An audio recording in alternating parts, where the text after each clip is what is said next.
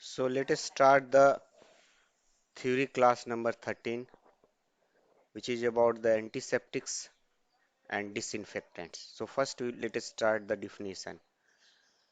So antiseptic and disinfectants are the agent that are used to inhibit or kill the microbes on contact.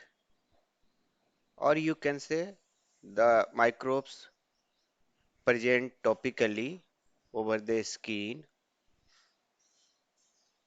or over the inanimate object is called antiseptic and disinfectant. On contact means simply the microbes are either present on the living body or non-living body. If you want to differentiate these two terminology, you have to differentiate only by their use, as well as no doubt their concentration may varied. So if an agent that are to be applied on the living surface for the purpose to inhibit or kill microbes is called antiseptic.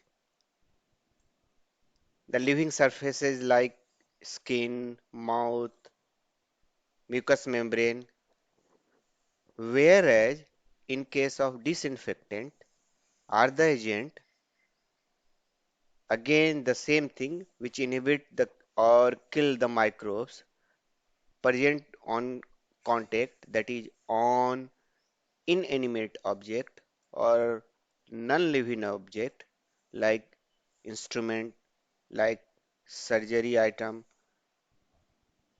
privacy, water supply are called disinfectant. So only the difference between these two are their use on the surfaces, different two surfaces, living surface or living surface. Usually these two terms, antiseptics and disinfectant, are used interchangeably, and regarding the use is concerned, we can use an antiseptic as a disinfectant and we can use disinfectant as antiseptic by changing in its concentration, because we have to, particularly in case of antiseptic, we have to take care of the living surface. So this is very, very important. Now there are two terms, sterilization and disinfectant. So when we are talking about the sterilization, which means the agent which,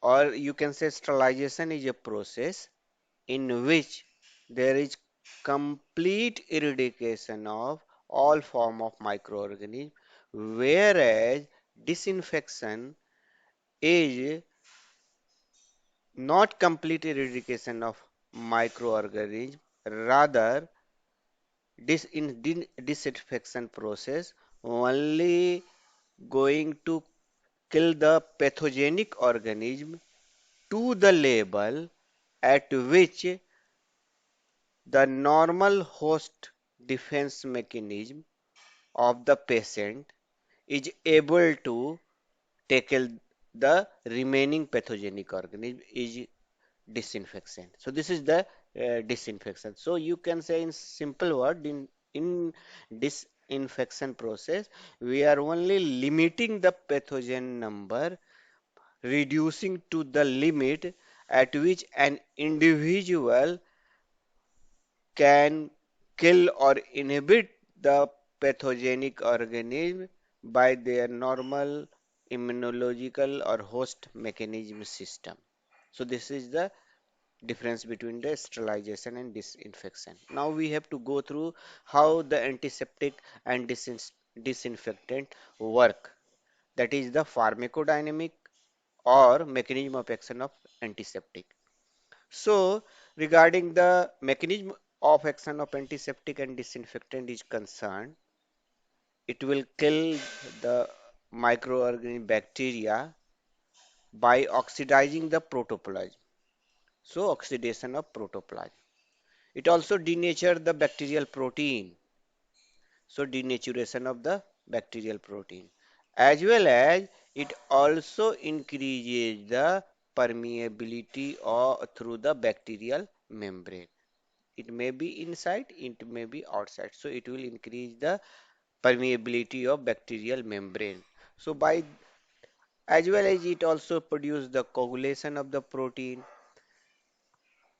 Now, what is the meaning of protoplasm? Protoplasm means ki the organelle as well as the cytoplasm all together is called protoplasm.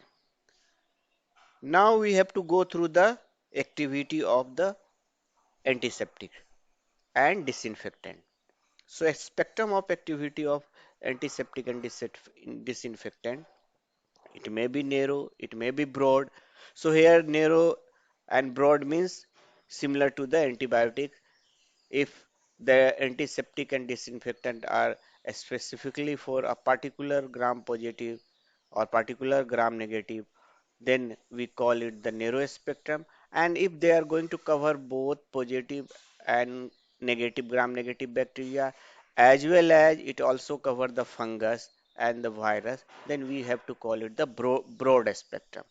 So let us know about the drug which are specifically for the gram positive, not the drug that antiseptic and disinfectant. The agent which are specifically for the gram positive bacteria are chlorhexidine, hexachlorophene, Janssen violet, acriflavine. So this acriflavine and Janssen violet are the dyes under the group coming under the dyes. So quaternary ammonium antiseptic. Under the quaternary ammonium antiseptic, cetrimide is coming. The agent like silver nitrate possessing one very good therapeutic property that is specifically highly effective against the gonococci, that is the silver nitrate. Whereas one agent, benzoyl peroxide, that belong to oxidizing agent, is highly active against the P. acne. So what is this specific P. acne is actually going to produce the acne in the that is the acne, or you can say the pimples in the patient. So for that particular disease, we have to use an oxidizing antiseptic called the benzoyl peroxide. So this is about the benzoyl peroxide. Now we have to go through the potency of antiseptic. How we have to measure the potency of antiseptic? If a new antiseptic or disinfectant came in the market, then we have to judge whether the antiseptic potency is higher or lower. So on which basis we are going to tell the potency of antiseptic is higher or lower? On the basis of one standard. So we are taking here the standard because the phenol is we are using from very early time. So phenol generally we are considering as a standard, and if new antiseptic or disinfectant came in the existence, then we have to see its potency on the basis of the standard, that is the phenol as compared to the phenol. And therefore when we compare with the phenol, then we call it the phenol coefficient, or this is also called Rydell-Walker coefficient. This is also called Chick-Martin coefficient. So the this is phenol coefficient is nothing. This is the ratio between the new drug and new test drug or new compound as antiseptic or disinfectant as compared to the phenol. That is the only formula. In the upper one, phenol coefficient is equal to minimum concentration of the new test drug, which required to kill the 24 gram, 24 going to kill B typhosa in 7.5 minutes at 37.5 degrees centigrade. And that beta fossa culture is of 24 hours. Similarly, in the same condition, we are using the minimum concentration of the phenol that we actually standardize that will kill the bacteria B typhosa in 7.5 minutes at the same 37.5 degrees centigrade. And then we have to compare and then tell which one is highly potent. If the drug is compound is showing better antiseptic property than phenol, then we have to say the new compound is more potent than the phenol. So they are potent. That way we have to explain. Now we have to go through the main thing, the classification of antiseptic and disinfectant. This is rather easy to recall. How? Because you are the common, the group that are very much common. So first classification of antiseptic and disinfectant is which include in two broader group, the physical agent and the chemical agent. Under the physical agent, the again divided into two part, that is the heat and the another one is the light or radiation. So if you are coming under the physical agent about the heat, the example are dry and the moist heat, whereas under the light, the example is the ultraviolet light.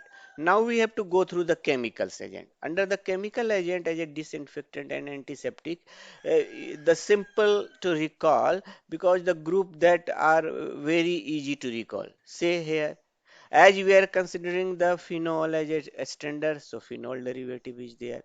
So phenol under the phenol derivative chemical agent as a antiseptic, the example are phenol, also known as carbolic acid, cresol is also derivative of the phenol, that is the methyl phenol, then hexyl resulcinol, chlorhexylenol, hexachlorophene. So these all are the phenol derivative. If you go through the every group, you will find this is very easy to recall. Next is the oxidizing agent, and just opposite to the oxidizing agent, one group will also come, that is the reducing agent. So example are the very much usable agent is potassium permanganate. This is very much used in the hospital.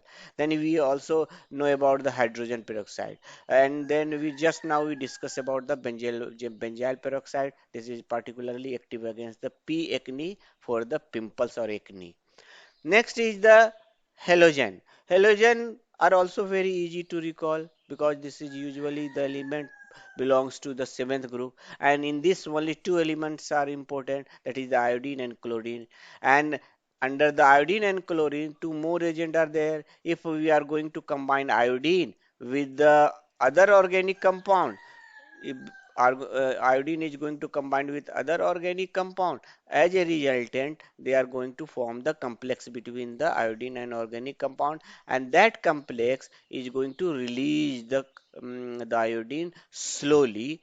And regarding the chlorophoric concern, in place of iodine the chlorine is there, and organ combined with the organic compound and form a complex which also releases chlorine slowly. So this is about the halogen. That is only two elements are there, iodine and chlorine. Now next is the bigonides. And this is also very important because the drug is very important. This is one of the very much usable one, that is the chlorhexidine. So the regarding the chlorhexidine is concerned, we have to discuss in detail in one by one. So, bigonide, that is chlorhexidine. Now, the next is the quaternary ammonium compound. Under the quaternary ammonium compound, the other name of the quaternary ammonium compound, because it is the cationic in nature, so we are calling it the cationic surfactant or cationic detergent. Now the question is arises, what is the meaning of cationic surfactant? So cationic means the this cationic surfactant or quaternary ammonium compound usually possessing positive charge.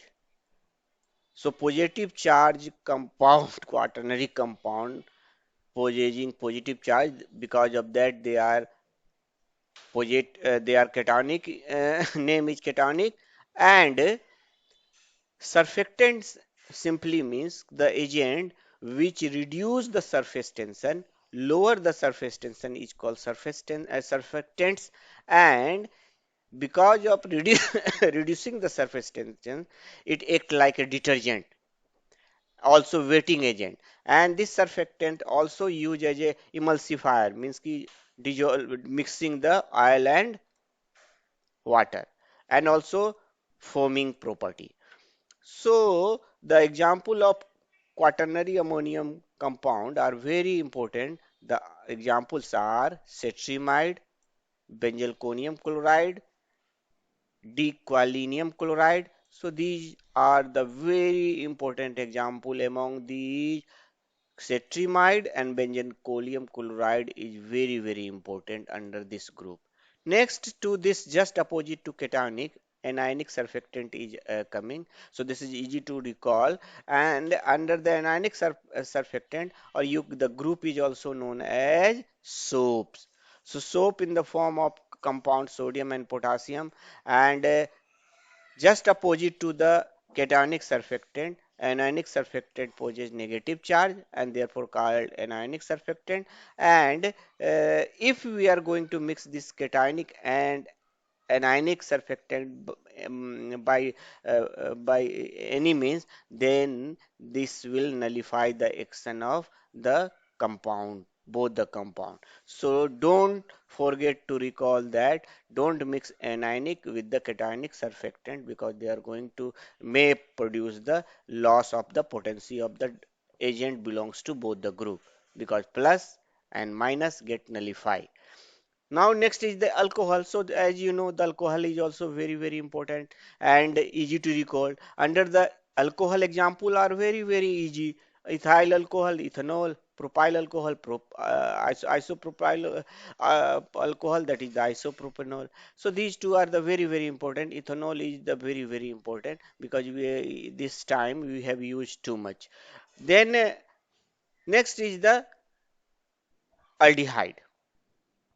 And the example, these aldehyde, we also discuss about the oxidizing agent. So these aldehyde, uh, that the example that we are mentioning here, are actually reducing in nature. So we may say these aldehyde are reducing agent also. So aldehyde, so the two important, very important aldehyde are glutaraldehyde and formaldehyde. So these I think this is also very easy to recall.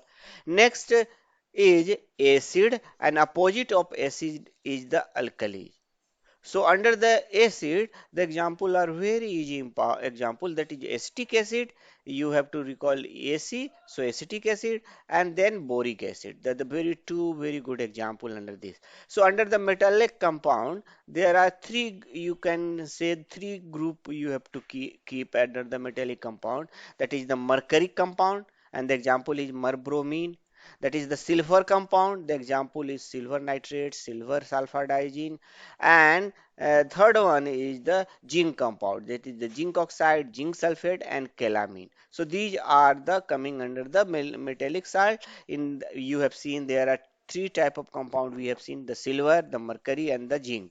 And next is the dye, that I have already mentioned about the example, the Jensen violet and ecreflavin. They are particularly more active against the gram positive, so that we earlier already mentioned. So the dyes are Jensen violet, also known as crystal violet, then ecreflavin, then proflavin. So dyes example we already discussed. Then next is the furan derivative. So under the furan derivative, very good example is nitrofurazone. And the last one is the alkali, just opposite to acid, to recall, sodium hydroxide. This is very simple chemical, and I think all people are knowing about the sodium hydroxide.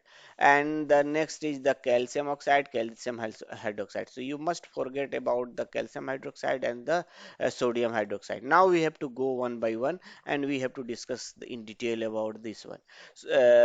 Under the physical agent, we have discussed about the heat, dry, and moist heat. So the best example of the dry heat is that is the hot air oven. Oven. So with the help of dry heat, we have to sterilize the glassware, surgical and laboratory equipment, and also we have to dressing, sterilization of dressing. So these are primarily used for this, and the this for the it may be through both dry or moist heat. Regarding dry heat is concerned, the example is hot air oven that we are already mentioned. So in hot air oven, you are going to keep the glassware for sterilization at about 100 degrees centigrade for 1.5 hour. It will kill about vegetative bacteria, whereas just you take the same time 1.5 hour and increase the temperature from 100 to 115, which will also kill the spores, mold spores. And the temperature again you have to raise from 115 to 140 degrees centigrade, and also increase the time from 1.5 to just double 3 hour, which will also kill the resistant spore. So this is about the hot air oven. In dry, regarding mechanism of the heat is concerned, for killing the bacteria, discoagulate the protein, this denature the protein or bacteria of the bacteria. This is the mechanism. Whereas the moist heat is concerned, we have to take here one equipment, we call it the autoclave. And I think in most of the laboratory, those who are learning this, they are knowing about the oven or knowing about the autoclave. So moist heat we have to do in this autoclave, and this will moist is sterilization is also called steam sterilization. And as we know, already knowing, we have to give the pressure about 15 pound, and at this pressure the temperature of the autoclave from inside is 121 degrees centigrade, and this for up to 15 minutes is going to kill vegetable and a spore form of the bacteria. And this moist sterilization is used for dressing of the surgical dress, glassware, rubber gloves, surgical instrument are to be sterilized by this moist heat in autoclave. So this is about the physical under the heat. Next, under the physical, the last one is the light. So light source is ultraviolet. So ultraviolet we are sterilize, by this means we are going to use this sterilization process for the surfaces, and for the laminar flow, as we have already knowing in the laminar flow, UV light is the source to sterilize. One UV light, another light is also there, but UV light is there, and for that we have to use the tubes and the lamps, and which generate the radiation in the range in the region of 2537 angstrom. Now we have to go through the chemical one, the second one, the chemical one. So now we have to go through the chemical agent. So in the chemical agent, the first one is the phenol derivative. Under the phenol derivative, phenol and phenol derivative, these are the examples that we already discussed. What are the important that we are going to discuss? Under the phenol, we have to know the phenol is also known as carbolic acid. Next is it is also used as a standard to comparing the other new compound as a antiseptic and disinfectant. Phenol is static at 0. Bacteriostatic at 0.2%, and if the concentration is above 1%, it is going to even kill the more, but its action above 1% is poor on the spore, bacterial spores. Regarding mechanism of action is concerned, they are oxidizing the, because they are protoplasm poison, caustic in nature. Phenol is caustic in nature, protoplasm in nature. And if we are using this phenol at high concentration, particularly, they are going to burn the skin. Regarding mechanism of action is concerned, it will increase the bacterial membrane permeability by disrupting the bacterial membrane, and as well as it denature the bacterial protein. So by these two means the phenol is acting. The common name of the phenol is, as we are knowing, as the carbolic acid. So carbolic acid as a phenol we are also use as a soap. Usually phenol action is diminished by organic matter and also diminished by alkalis and soaps. So we have to rarely use this antiseptic phenol. We are using rarely as a antiseptic because of this caustic in nature, because it will produce the burning on the skin, and therefore we mainly use for the disinfectant because of its cheap in nature. So it will helps to disinfectant. We have to use in the hospital to disinfect the floor, like because in the hospital we have to have urine, feces, pus, sputum, so we have to use there. So phenol derivative are cresol and lysol. So now we have to discuss about the phenol derivative. Cresol, lysol, this resorcinol is also the derivative. Chloroxylenol is also derivative, and the last one is the hexachlorophene. So hexachlorophene is also phenol derivative. So these all are phenol derivatives. So we have to discuss one by one. Next is the cresol. So cresol is the, we are putting the methyl in the phenol, that is called cresol, methyl phenol or cresol, which is about 3 to 10 times more potent, more active than the phenol, and also good habit is that, good property is that less damaging to the tissue than the phenol. And this one is used as a disinfectant to disinfecting the utensil and excreta and washing the hand. We can use sometime for washing the hand. And interesting one, very good important point is Lysol. So what is Lysol? Lysol is the 50% soapy emulsion of cresol. So soapy emulsion of cresol, that is the 50% is called Lysol. So soapy emulsion. So in emulsion means in that the oil is also there.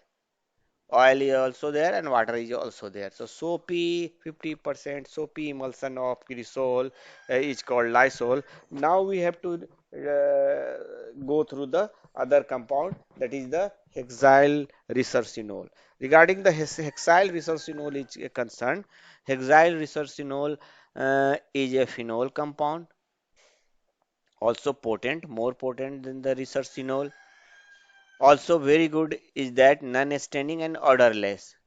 And because of this property of non-staining and odorless, and because of the more potent, this one hexyl resorcinol should be used in the for the mouthwash, lotions, and antifungal agent. Next is the chloroxylenol, which is having phenol coefficient of 70, and it will not coagulate the protein. Which one? Eh, Chloroxylenol. Chloroxylenol is concentration is about 4.8% solution. So chloroxylenol 4.8% solution is coming in the Dettol, and that is prepared in the terpenol 9% and 13% alcohol. That is the totally Dettol.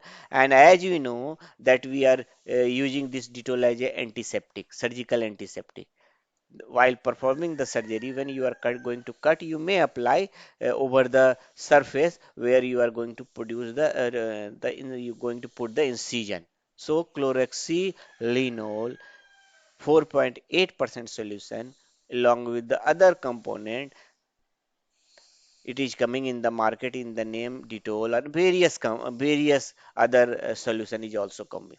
Chloroxylenol, if you are using 0.8%, that is using in the skin cream.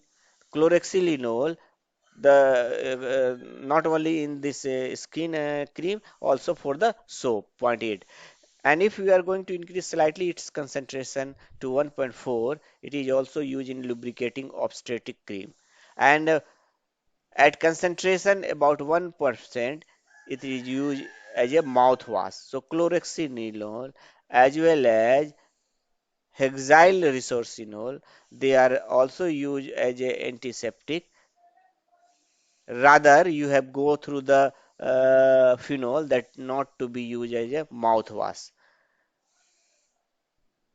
Now, next under the phenol and the last one is the hexachlorophene. Hexachlorophene, what are the important point about that? Hexachlorophene is chlorinated phenol and also odorless. It is important is non-irritating and also very important not staining. So that is why this is very, very important. And its activity, no doubt, is going, its activity reduced by organic matter, means the hexachlorophene activity get reduced by organic matter, but not by soap. And as we have seen in case of phenol, the activity of phenol should be reduced by the soap. So that is why here it is mentioned. Regarding the mechanism of action, it is also inhibiting the bacterial enzyme and at high concentration of the hexachlorophene is going to produce the bacterial lysis. Is narrow spectrum. Hexachlorophene we have discussed is active against the gram positive. And what are the more important point is that hexachlorophene does not kill the spore of gram negative bacteria. So this is important. Hexachlorophene action is slow. Now we have to go through its use. So hexachlorophene is incorporated in soap, so we have to use this one. And also we are going to use as a antiseptic for surgical scrubbing and skin. Hexachlorophene is also possessing the good deodorant property, and because of that, the deodorant property of hexachlorophene, we are going to keep it in the toilet to as a deodorants. So toilet product that is coming in the toilet product. Now we have to go through the first one. We already finished, that is the phenol derivative. Now the second one is the oxidizing agent. Under the oxidizing agent, the very good example is potassium permanganate. So when you see the potassium permanganate as a crystal, the color is purple, and also very important property is highly water soluble. And as you know, this is one of the very usable uh, compound in the form of solution for wound washing in the hospital. Most of the veterinary hospital they have, and as well as now in the human hospital they also have. But the problem with that will produce some stain. Regarding its mechanism of action is concerned, it oxidizes the bacterial protoplasm because as we know why this is going to how to recall this how why this going to oxidize particularly the potassium permanganate because potassium permanganate hydrogen peroxide benzoyl peroxide these all are the oxidizing agent and so therefore they are going to try to oxidize it may be through the oxygen like potassium permanganate. So potassium permanganate, hydrogen peroxide, both are liberating the oxygen when you are going to dissolve in the when you are going to come in contact with the tissue or come in contact with the organic matter, and once it get liberate the oxygen, they oxidize the bacterial protoplasm when it come in contact with the bacteria, and this after oxidizing, the potassium permanganate lost its action, and the color is also lost, and or maybe the color become brown from the purple. So color of the potassium permanganate from purple to get converted into brown when the potassium permanganate liberate the oxygen, oxidize the bacterial protoplasm, and as well as the other organic material. So therefore, by this means the potassium permanganate is acting.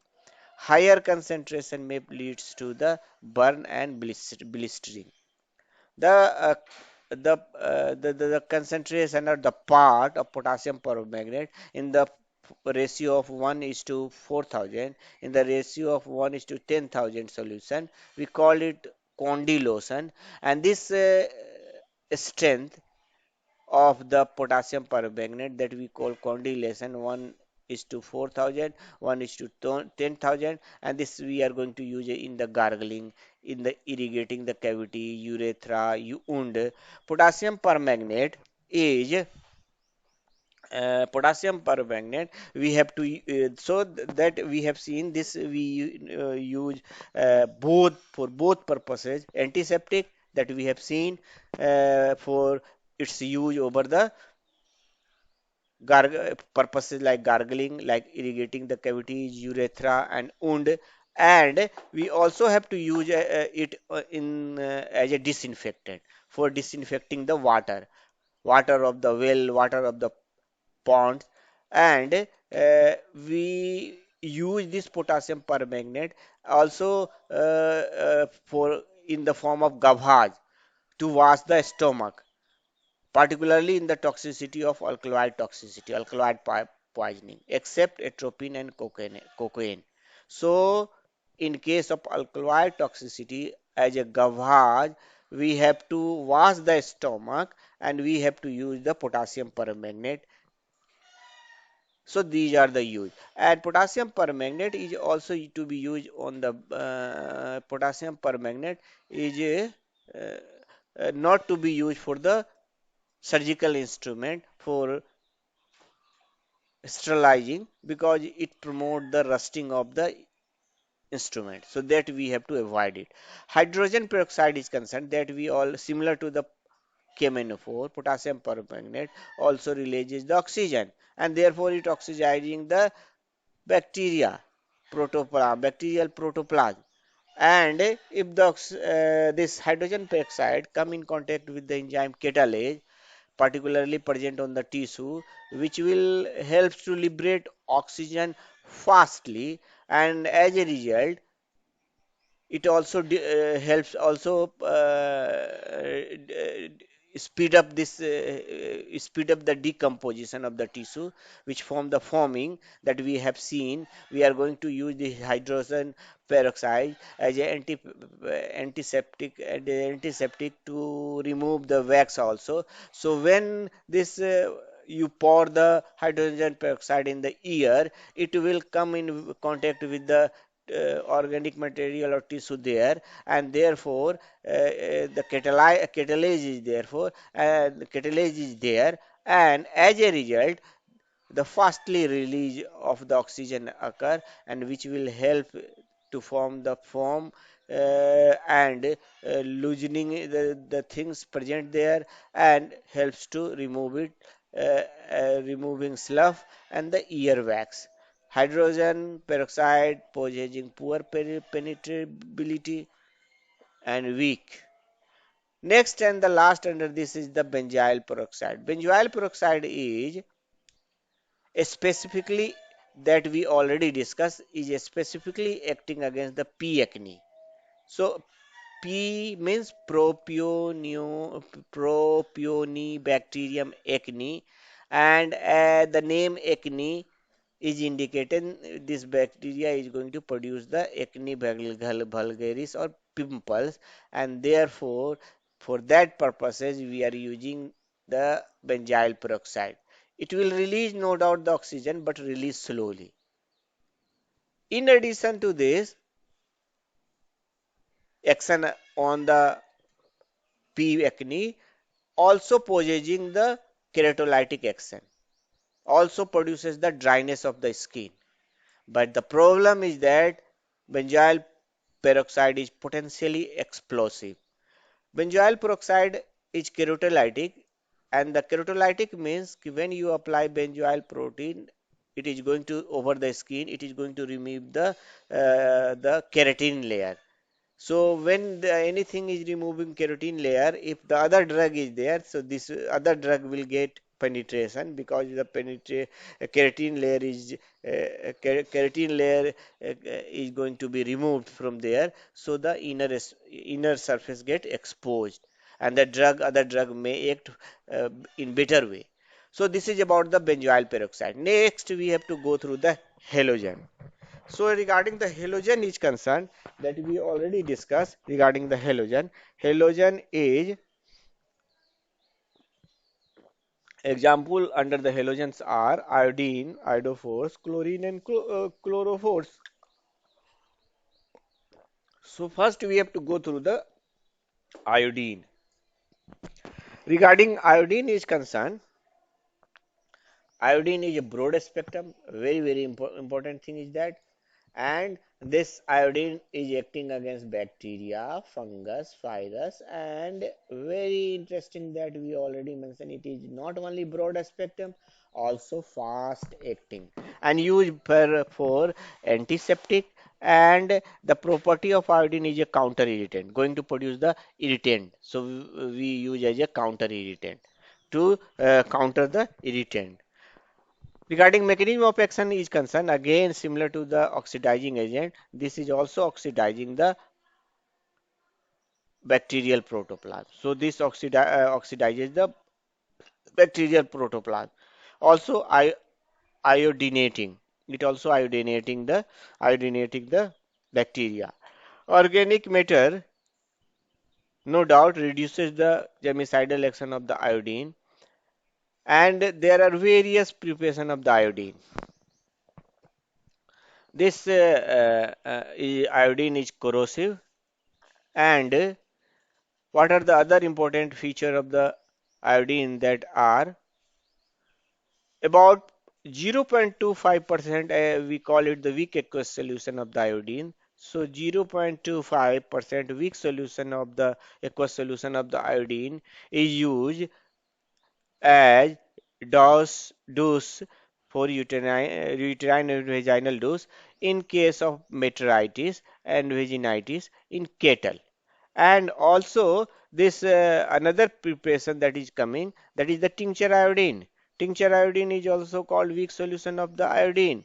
And this weak solution of the iodine, the tincture iodine, it is better to recall by the tincture iodine. That means alcohol is also there. Tincture is indicating the alcohol is there. So iodine is indicating iodine is there. So 2.5 is iodine, and again dissolving it, potassium iodide is there. So 2.5% potassium is there. Potassium iodide is there, and the rest is water and alcohol. This tincture iodine or weak solution of iodine is used as a antiseptic for dressing of the umbilical cord, and also used on the cut wound. And it is also used when you are going to perform the operation for pre-operative site sterilization. For the sterilization, we have to use the tincture iodine. So this is about the iodine. Now we have to go through the iodophores that we already mentioned. The iodophores is nothing, it is the complex between the iodine itself as well as the and another organic compound, and therefore the complex in that complex organic compound is there. That organic compound is serving to carry the iodine, serving as a carrier. So, and it releases the iodine slowly. The second thing is that it releases the iodine slowly. So, this is important. And the best example is the povidone iodine. This is very much usable drug, one of the a very good use antiseptic that is coming in the name of the betadine. So, povidone iodine, that is also called polyvinyl pyrrolidone. And other property regarding important with the povidone iodine is that is non-irritant, non-toxic, non-staining. Interestingly, it is non-staining and possessing longer duration of germicidal action. Povidone iodine is widely used as an antiseptic that I already mentioned and for various wound healing purposes. Mucal infection, burn, boil, ulcer, vaginitis, surgical scrubbing, and disinfecting the endoscopes and instrument. So this is important about the, so you don't forget about the povidone iodine. Now next is the that we have finished about the iodine. Next about the chlorine and chlorophore. Regarding chlorine is concerned, it is also highly fast acting, potent germicidal, and this concentration of zero point 0.1 to 0.25 part per million kill most of the pathogen, but not Mycobacterium tuberculosis. And its action of the chlorine is quickly or fastly exhausted. And where is the use of chlorine? We have to use the chlorine to disinfect in the water supply in the urban area. So this is very important thing. So in urban area to disinfect the urban water supply, we have to use the chlorine, and this is very much active in the acidic environment or neutral environment. Next is the last one under the halogen is chlorophores. Under the chlorophores, there are chlorophores is also the complex of chlorine as well as the organic compound. And a important thing about the chlorophores is that the complex one is going to release slowly the hypochlorous acid. So hypochlorous acid is released in chlorophores, and this give rise to the chlorine in form of gases. So gaseous chlorine source is the example is the chlorophore which releases the means ki hypochlorous acid is releasing the chlorine gas.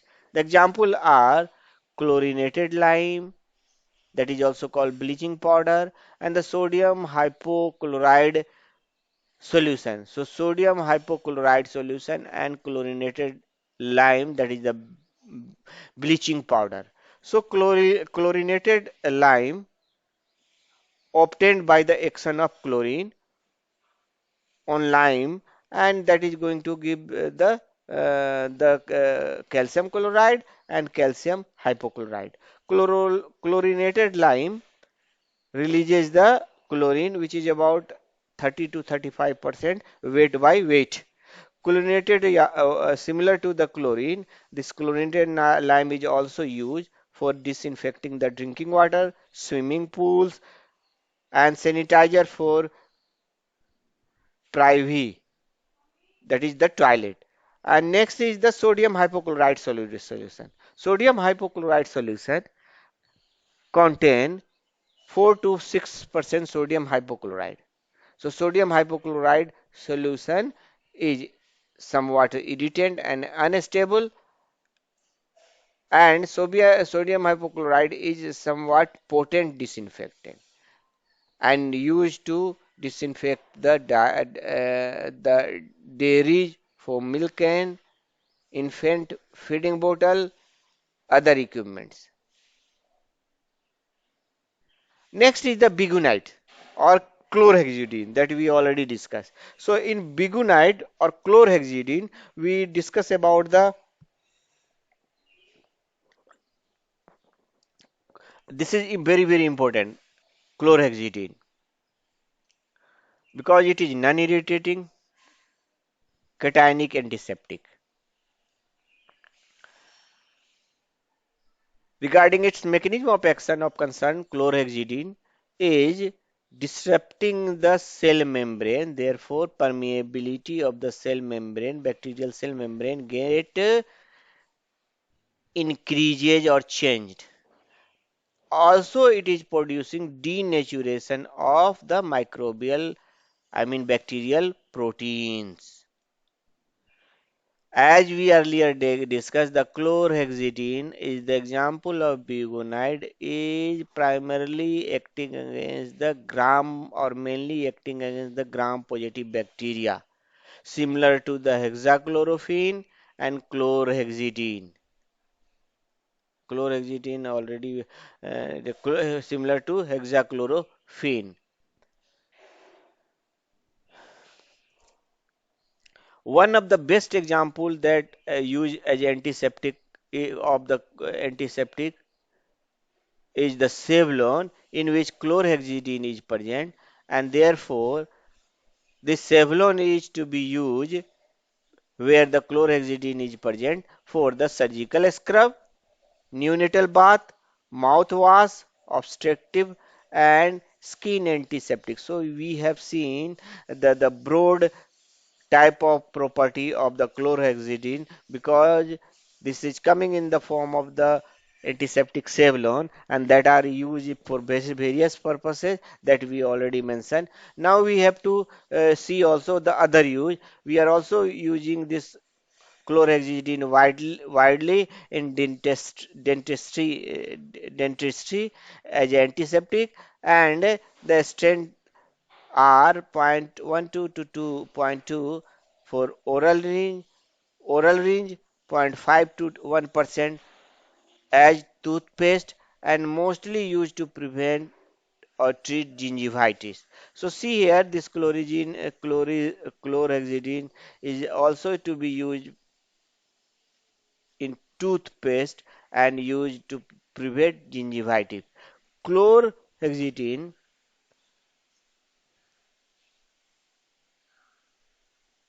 is often coming in the shampoo, ointment, skin and wound cleaner, mouthwashes, teeth dips, surgical scrub,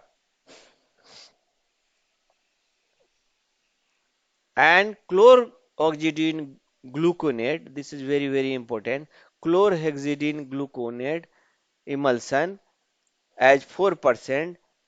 We are going to use as a skin scrub, but not on the wound. Never use on the wound. So we are using as a skin scrub to sterilize the skin and 1% chlorhexidine acetate as ointment for treating external wound in dog and cat.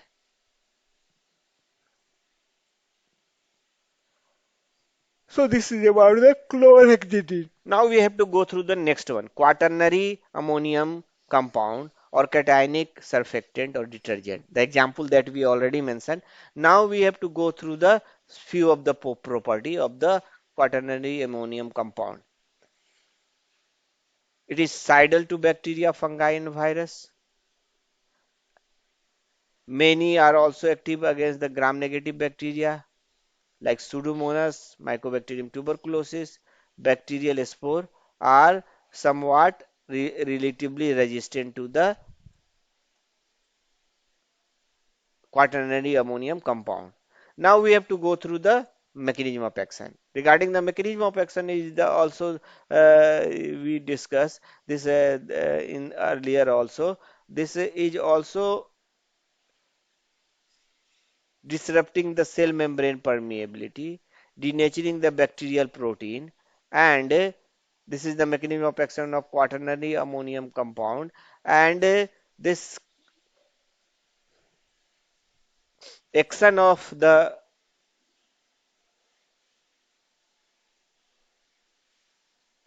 quaternary ammonium compound should be neutralized by the anionic.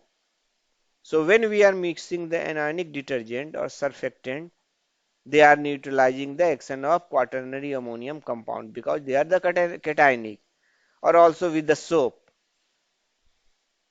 But alcohol, which potentiated the action of the quaternary ammonium. Regarding its use is concerned, we are using as a cleansing and emulsion property, and this is also mild keratolytic, and this has to be used to remove or use as a disinfectant to remove the pus, debris.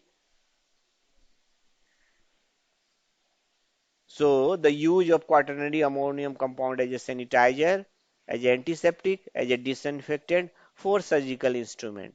The example is first one is the cetrimide. Cetrimide at 1 to 3% solution to be used as a cleansing action which helps to remove the dirt, grease, tar and blood. And cetrimide is very much used as an antiseptic and disinfectant in hospital surgical instrument, utensil, bath, as the best example is Savlon. Savlon is possessing cetrimide also. So as we have seen, कि Savlon is possessing two components that is the chlorhexidine and cetrimide. Cetrimide is a quaternary ammonium compound, whereas the chlorhexidine is the bigunide. Chlorhexidine is a bigunide. So this bigunide chlorhexidine should be mixed with the cetrimide, that is quaternary ammonium compound, and which is coming in the name of antiseptic Savlon, and they have the very vast utility like for using in the hospital for surgical instrument, utensil and bath. And interestingly, this cetrimide is slightly fishy odor, possessing slightly fishy odor, and the strength at 0.1% solution, it helps to rinse the udder, milk hand, and utensil. So you have to recall and rewrite it that cetrimide at 0.1% solution is used to rinse the udder, milker's hand, utensil. Benzalkonium chloride is highly soluble in water. Next is this is about the cetrimide. Next is the benzalkonium chloride. So this benzalkonium chloride is soluble in highly soluble in water and alcohol, and in a solution in form of the 1 is to 1000 is used for the sterile storage of the instrument, whereas the strength in the form of 1 is to 500, 5000 and 1 is to 10,000 is as a dose, used as a dose and irrigating. So this is about the benzalkonium chloride. Next is the dequalinium chloride. The strength 0.4% is present in the cream and powder and used for wound, burn, another infection, skin infection. Dequalinium chloride is used as the gum paint or lozenges. So this is all about the quaternary ammonium compound. Next is the anionic surfactant, that is the soap or detergent, and the compound is in the form of sodium and potassium compound. This soap is a rather weak antiseptic and act against the gram-positive bacteria. Soap are usually mixed with the other antiseptics like hexachlorophene. And the soap that we all are aware about, that it is cleansing in action, washing with soap is the most effective way to prevent the transmission. Now next is the alcohol. So alcohol, as we already mentioned about the ethanol and isopropanol. So let us discuss about the ethanol. Ethanol is also known as ethyl alcohol, and a very good effective antiseptic, as we have seen in this corona period. That is, the 70% strength of the ethyl alcohol is highly potent, and therefore we are used this ethyl alcohol as a antiseptic. This the strength of the ethyl alcohol as a cleansing agent is varied from 40 to 19%. When we go up the its using its concentration from 40 to 70%, the strength is also increases, but it will decrease the strength after 90, using the above the 90% strength of the ethyl alcohol. So this is very, very important. So its effectiveness as antiseptic start from 40 to 90%. That means ki up to 40 to 90% is its strength is almost up to 70% is increases, but above that, and you can say above 90% is the strength is not as per the concentration, the property is not increasing. Their antiseptic property is not increasing. Mechanism of action of ethanol, because the ethanol is going to precipitate the bacterial protein. It is very, very, this is quite, you can say this is like the precipitation of protein means astringent. This is astringent. The ethanol is possessing astringent type of property. And we have to soak the ethanol 70% and use before performing the injection, hypodermic injection. And when we are using this 70% ethanol in a cotton swab before injecting the injection, which will kill about 90% of the bacteria at that area where you have applied. And interestingly, if we are using the ethanol at low concentration, so for many drugs, the ethanol are using to use as a solvent to keep the drug, like homeopathic drug or many drug, the base is the ethanol.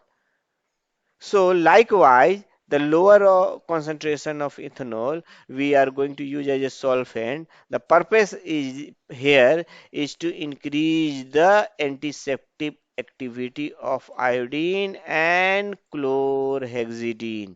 So iodine is the halogen and the chlorhexidine is chlorhexidine. Where is the chlorhexidine?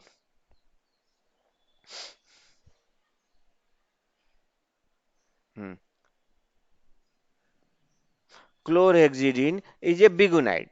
Chlorhexidine is a bigunide, whereas whereas iodine is a halogen, coming under the halogen. So ethanol is no doubt, as we already knowing, that is volatile, and also we have seen it will produce irritant, and usually we are not going to apply this ethanol on mucous membrane because this is going to produce very irritant in nature. And organic matter reduces the activity of the ethanol.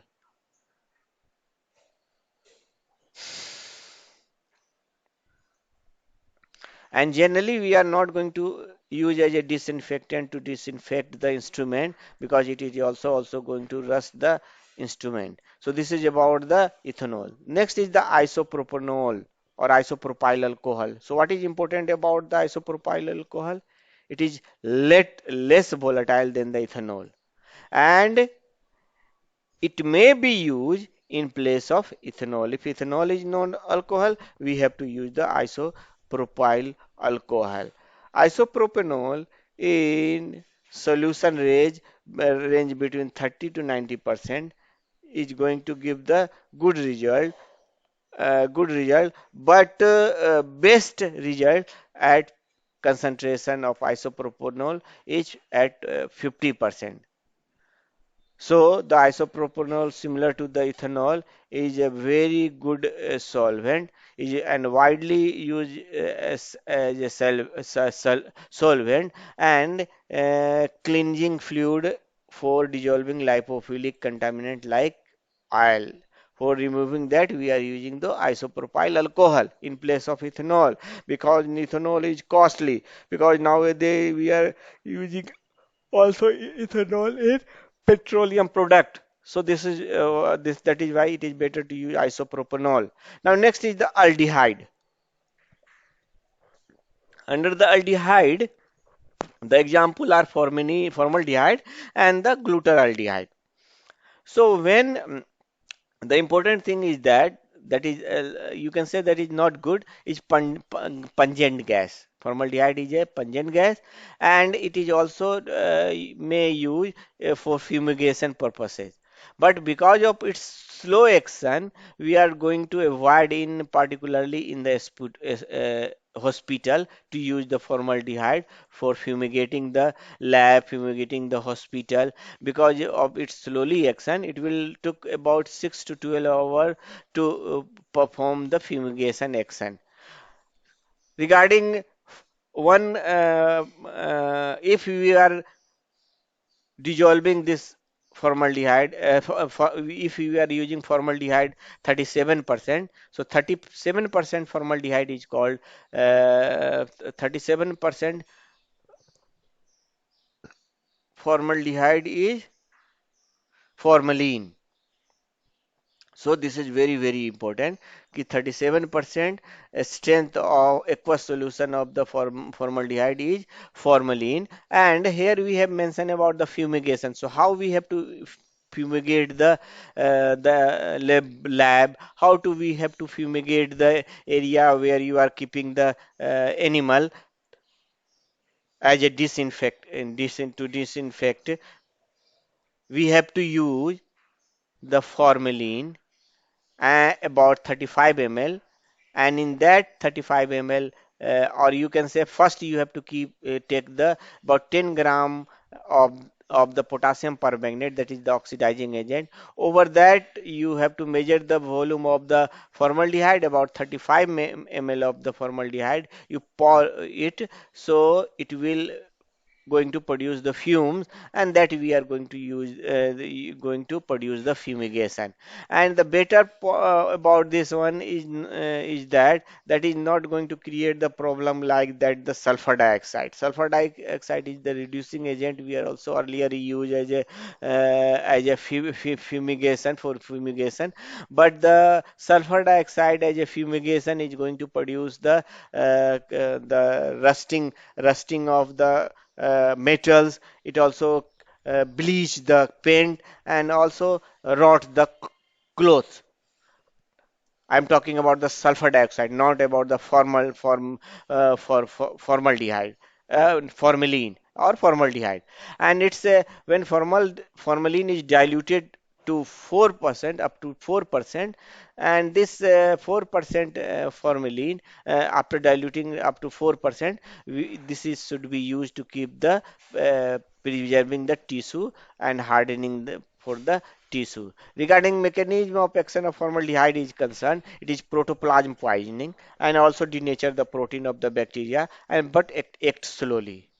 It is broad spectrum germicide action and is also its antiseptic action is somewhat restricted because of its irritant nature and also because of the pungent order and irritating nature because of these two property we generally don't prefer to use as a antiseptic because of these two property and we have to occasionally use to disinfect the instrument and excreta and formalin handler is usually going through the enzymatous reaction. May develop the enzymatous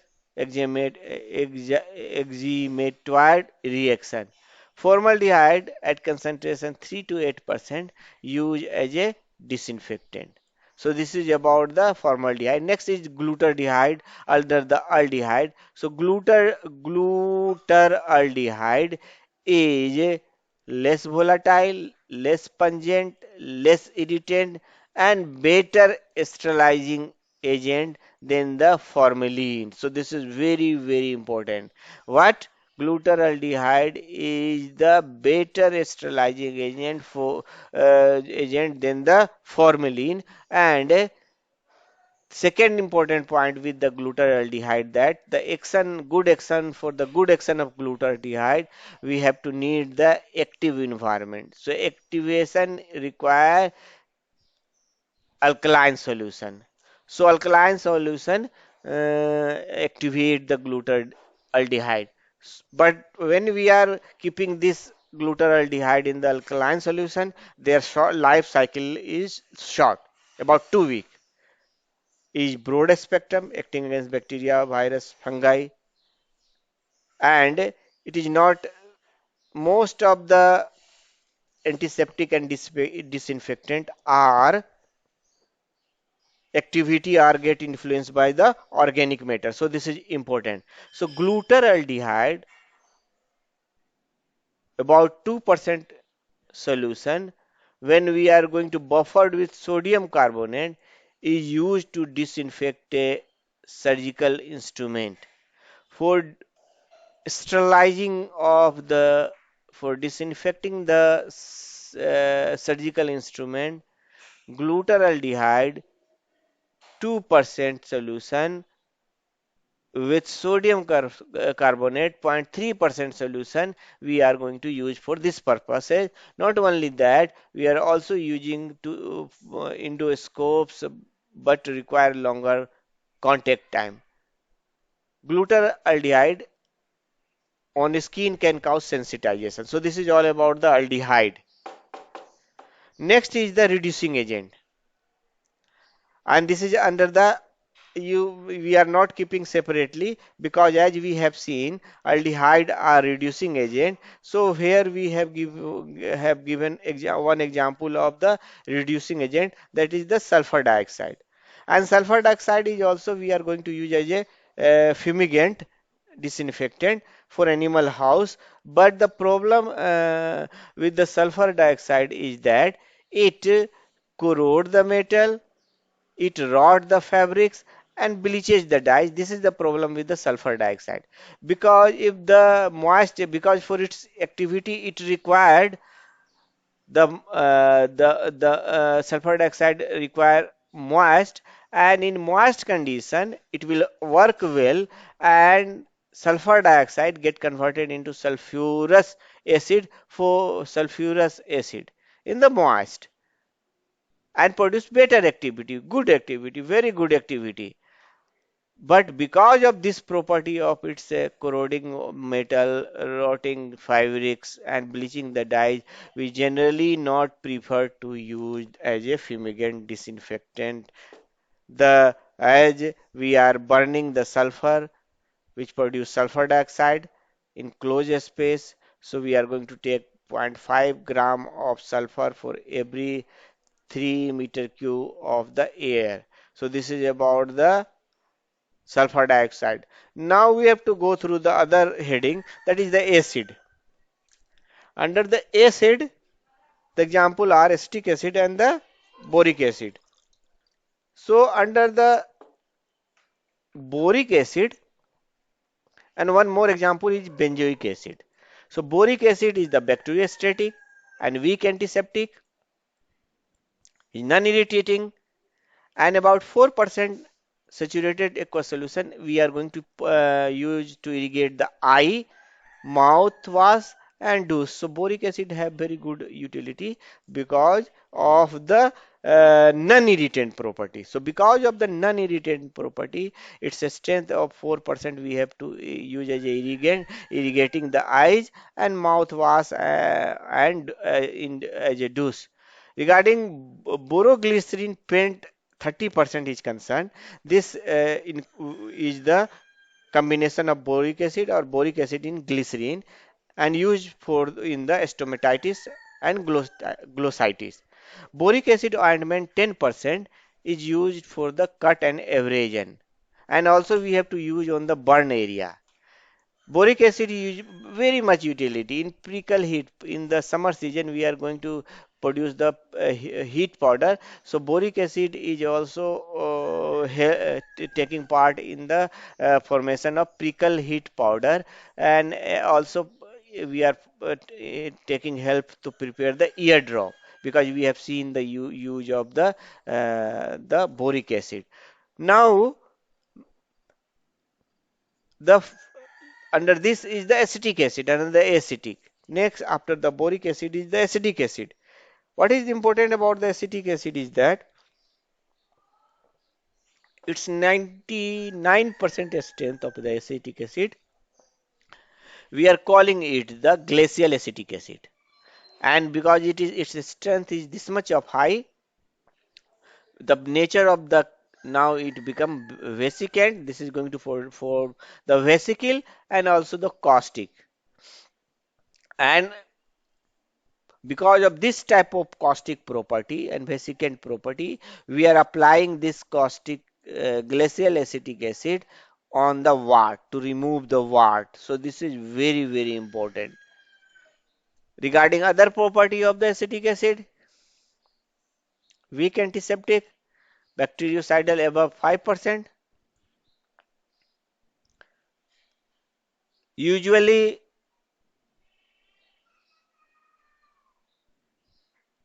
interestingly, this acetic acid is used occasionally for burn dressing, and 1 to 3% of the acetic acid should be used as a dose. So 1% acetic acid as 0.2% concentration is used for irrigating urinary tract. 1% concentration we are using for the surgical dressing. 1 to 2 3% is 1 to 3% concentration for burn dressing, and 33% concentration for ringworm lesion. So this is all about the acetic acid, and last is the boric acid. So boric acid is the bacteriostatic but antifungal also, and this is very much usable drug as a ointment to remove the fungal. So this is used in whitefield ointment. One of the constituent is whitefield benzoic acid, and another is the salicylic acid.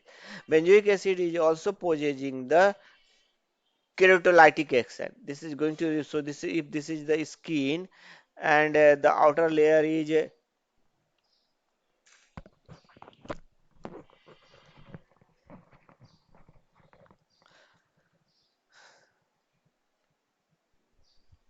so outer layer should be removed for better penetration of other drug. So benzoic acid is act just like removing keratin layer. So if the keratin layer will be removed, the other drug or this drug also itself get penetrated more inside.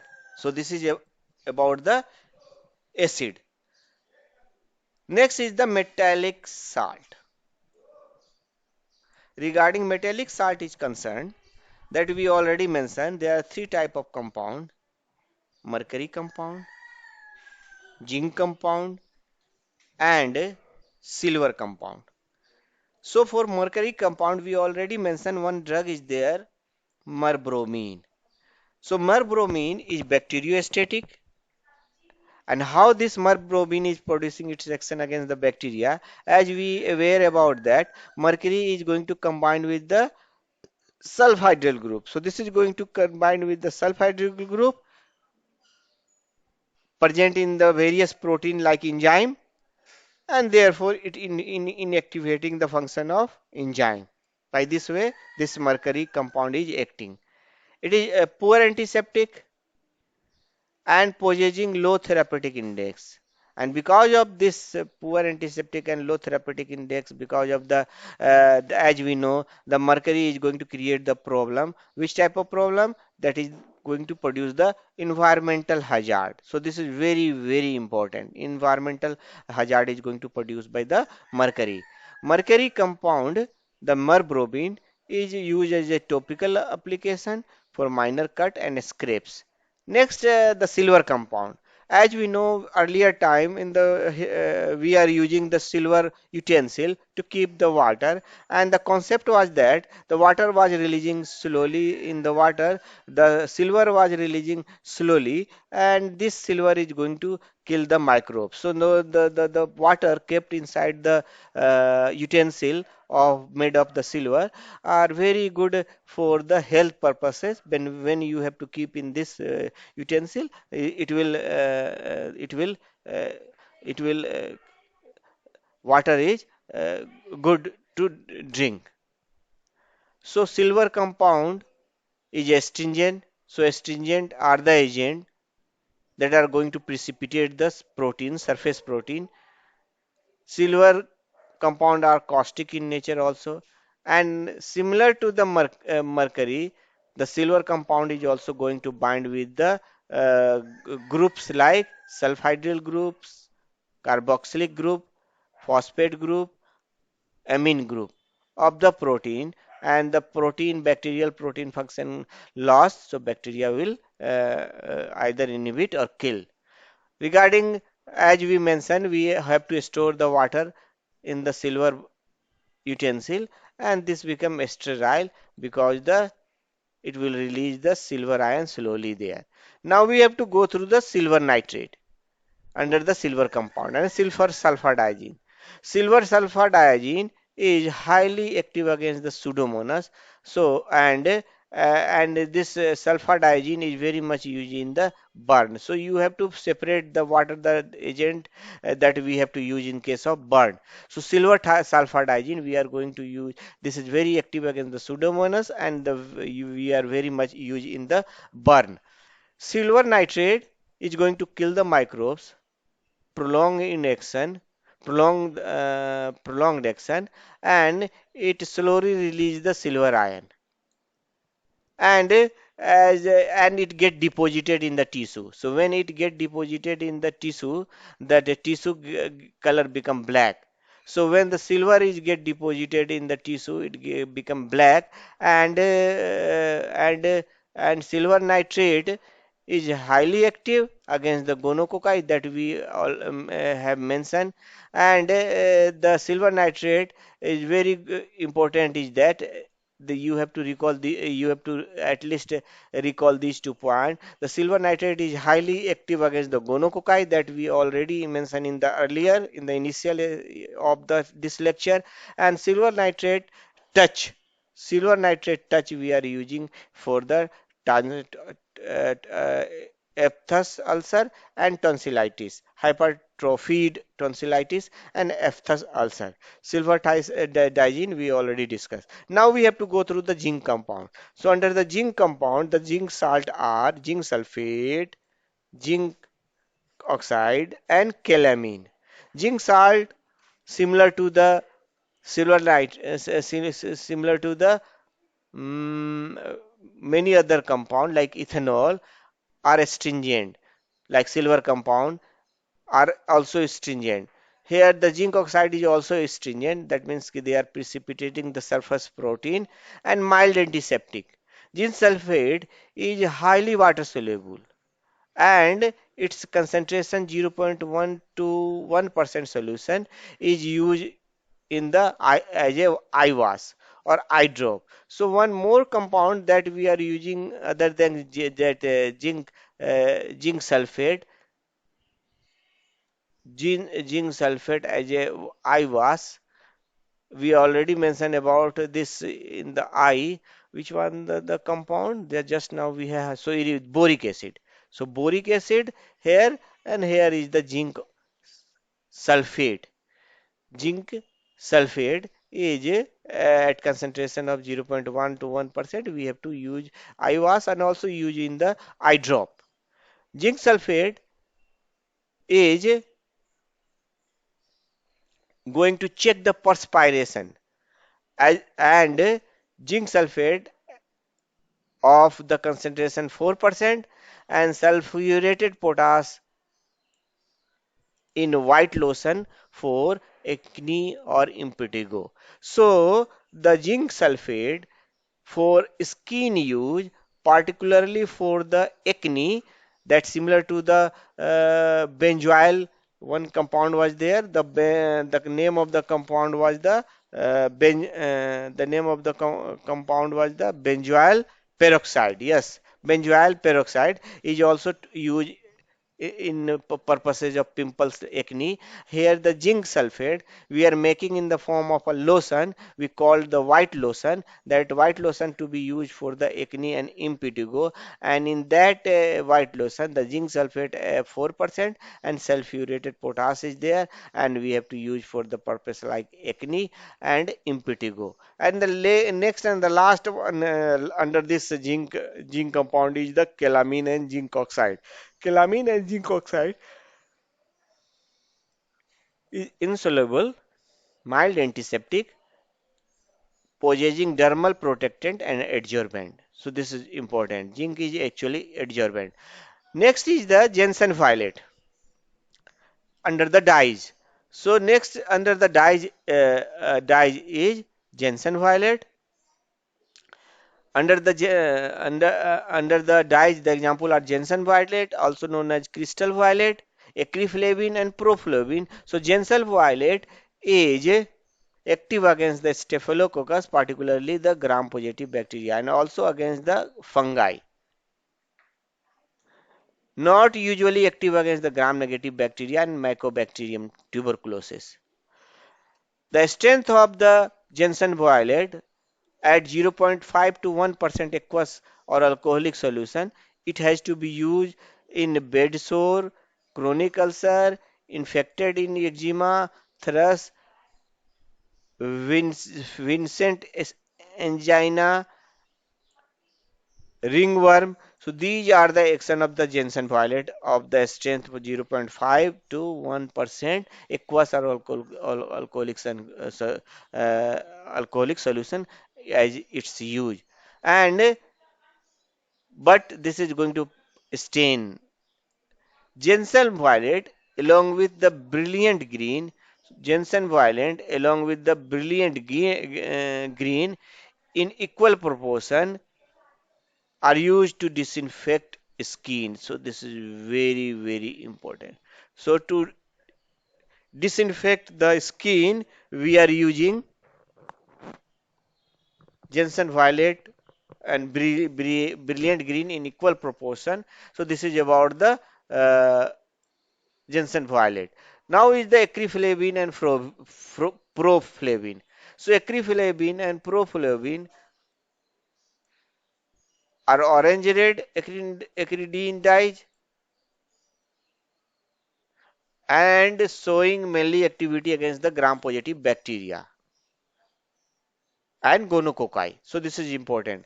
Ecreflavine and proflavine is non-irritating, important, very important, so that we have to easily use as a antiseptic, not hamper wound healing. So this is another important property with the ecreflavine. So ecreflavine and proflavine. Ecreflavine and proflavine is suitable for the chronic ulcer and wound. Why? Because they are non-irritating. So this is about the ecreflavine and proflavine.